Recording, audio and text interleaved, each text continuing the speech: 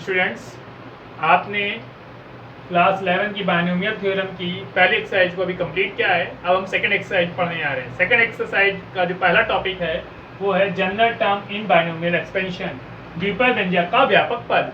आपने x plus ए की whole power n का एक्सपेंडेशन का फॉर्मूला पढ़ा था। nc0 x to the power n plus nc1 x to the power n minus 1 into a plus nc2 x to the power n minus 2 into a square plus dash plus ncr x to the power n minus r a to the power r plus dash plus ncn a to the power n। यहाँ पे आपने देखा था इसका जो first term आया था, पहला पद, फर्स्ट टर्म क्या आया है nc0 x to the power n। इसका जो सेकेंड टर्म आया था वो देखिए क्या आया है, सेकेंड टर्म है nc1 x to the power n minus 1 into a। इसका थर्ड टर्म देखिए, थर्ड टर्म आपके पास आया था nc2 x to the power n minus 2 into a square. और आपने ये देखा हुआ है जो इंडेक्स होती है उसको एक्सपेंड करने पर नंबर ऑफ टर्म्स उससे एक अधिक आता है। मीन्स अगर यहाँ n है तो एक्सपेंड करने पर नंबर ऑफ टर्म्स क्या आएंगे, n प्लस 1। देन यहाँ पर आपको मिलेगा r plus 1th term, r plus 1th term मिलेगा ncr x to the power n minus r a to the power r। तो here r plus 1th term is called general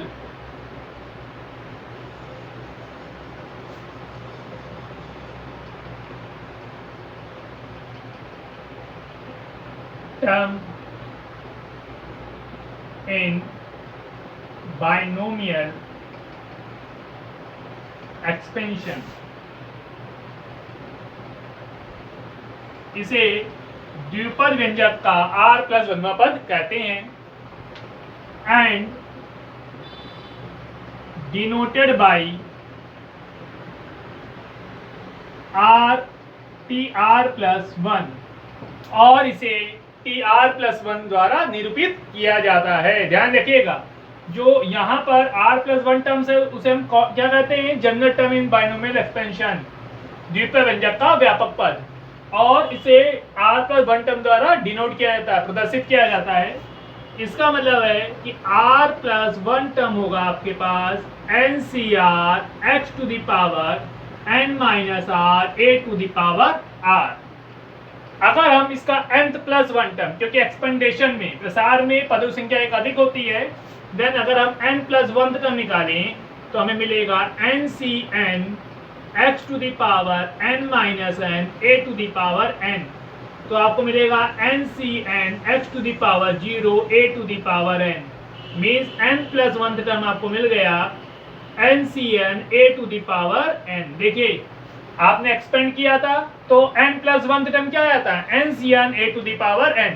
means किसी भी binomial expansion का आपको कोई भी term find करना होगा तो आप फॉर्मूला यूज करेंगे tr plus 1 equal to ncr x to the power n minus r a to the power r। चलिए हम एक एग्जांपल के द्वारा इस फॉर्मूले को यूज करके देखते हैं और पता करते हैं कि कैसे यूज होगा।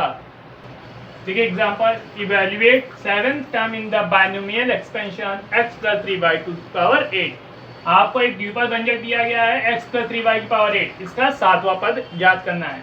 तो सबसे पहले आपने एक्सपेंशन लिखा x plus 3y whole to the power 8, compare binomial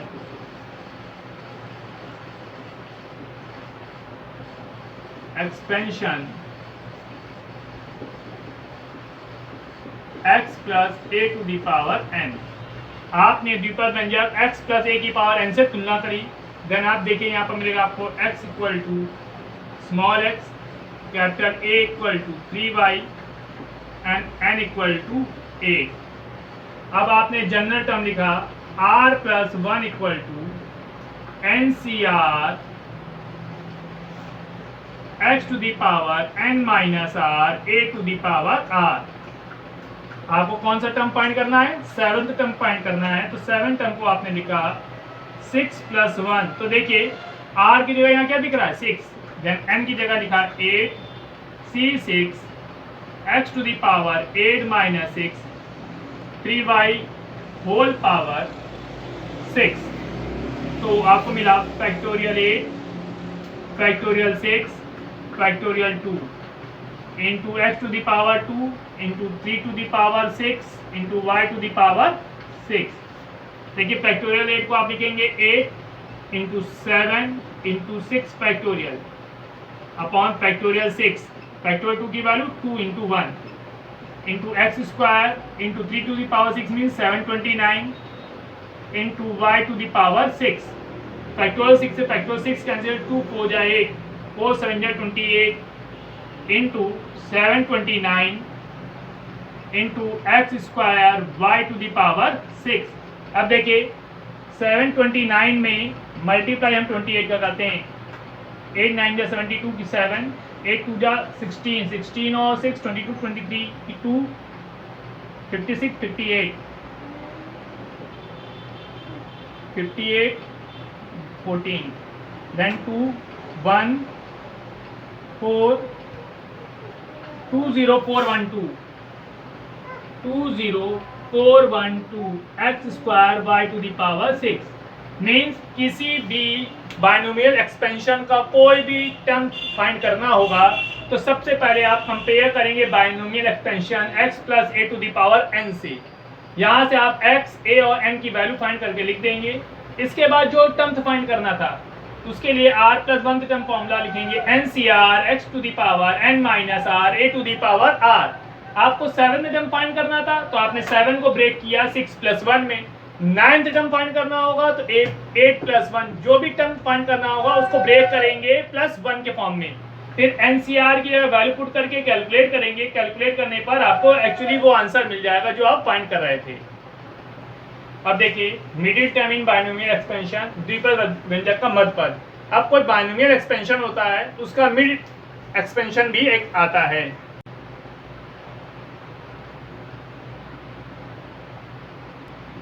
अब देखिए middle term in binomial expansion द्विपद व्यंजक का मध्य पद।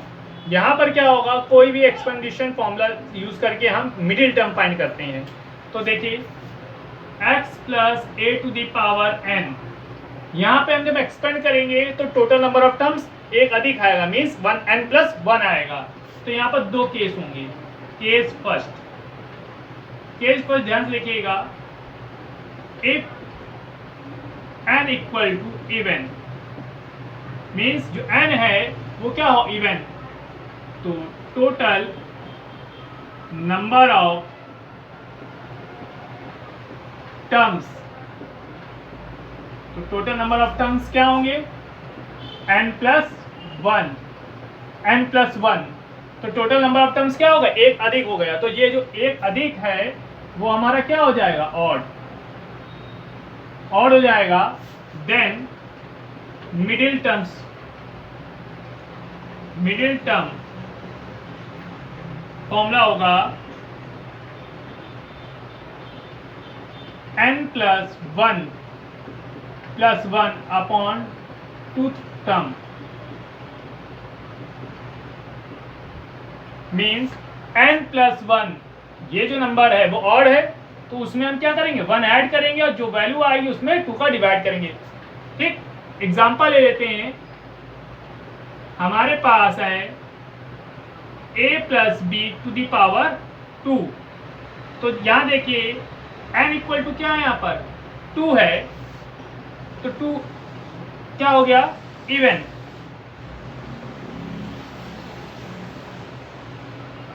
तो इवन हो गया तो इसका मतलब है टोटल नंबर ऑफ टर्म्स तो टोटल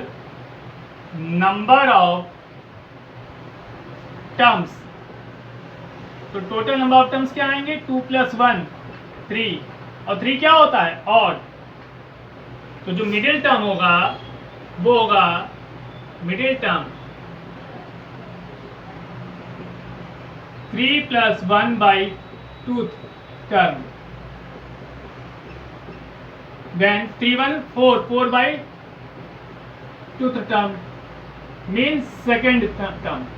तो वो मिडिल टर्म कौन सा हो जाएगा? दूसरा, क्योंकि इसमें a प्लस बी का होल स्क्वायर आपको पता है a square plus 2ab plus B square. इसका जो मिड टर्म होगा, मिडिल टर्म आएगा, वो क्या आ जाएगा? Second term. तो सेकेंड टर्म क्या हो जाएगा? 2ab। इसी तरह केस सेकेंड, ध्यान देखिएगा, केस सेकेंड में क्या है? If n equal to odd, अगर इंडेक्स जो हो वो क्या हो? हमारा ऑड नंबर हो, विषम संख्या के रूप में हो, तब total number of terms, total number of terms हमारे पास होंगे n+1, मीन्स जो n+1 आएगा वो हमारा इवन हो जाएगा। एक्सपेंडेशन में नंबर ऑफ टर्म्स क्या हो जाएंगे? इवन हो जाएंगे। तो मिडिल टर्म के लिए फॉर्मूला लगाएंगे हम लोग। मिडिल टर्म आपके पास आएगा n+1 + 1 by 2th term and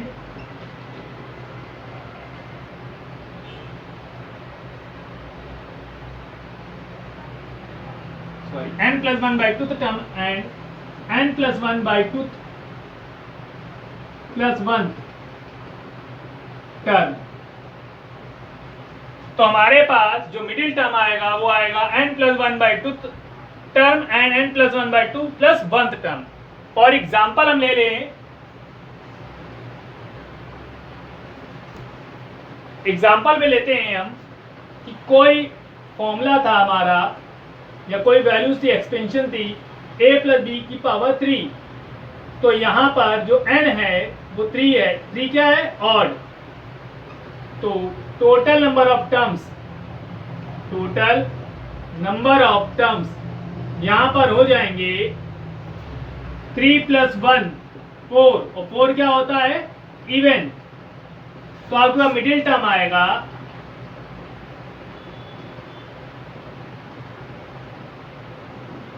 4 by 2th term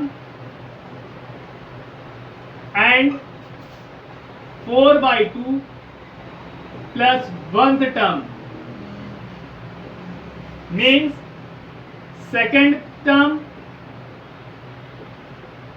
and third term. ये आपके पास क्या आ जाएंगे? Middle term. तो ध्यान समझिएगा, जो बाइनोमियल है, इस बाइनोमियल में जो मिडिल टर्म निकालते हैं जब हम, तो वहां पर हम पहले इंडेक्स देखते हैं। इंडेक्स अगर इवन है तो टोटल नंबर ऑफ टर्म्स उसमें ऑड आएंगे। इसके लिए मिडिल टर्म का फॉर्मूला लगाएंगे हम n+1 by +1 upon 2th term.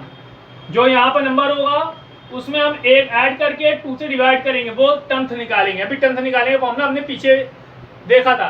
इसके बाद एग्जाम्पल मैंने एक आपके सामने दिखाया, a + b का होल स्क्वायर। आपको पता है इसका एक्सपेंड अगर हम कर दें तो आपको मिलेगा a² + 2ab + b²।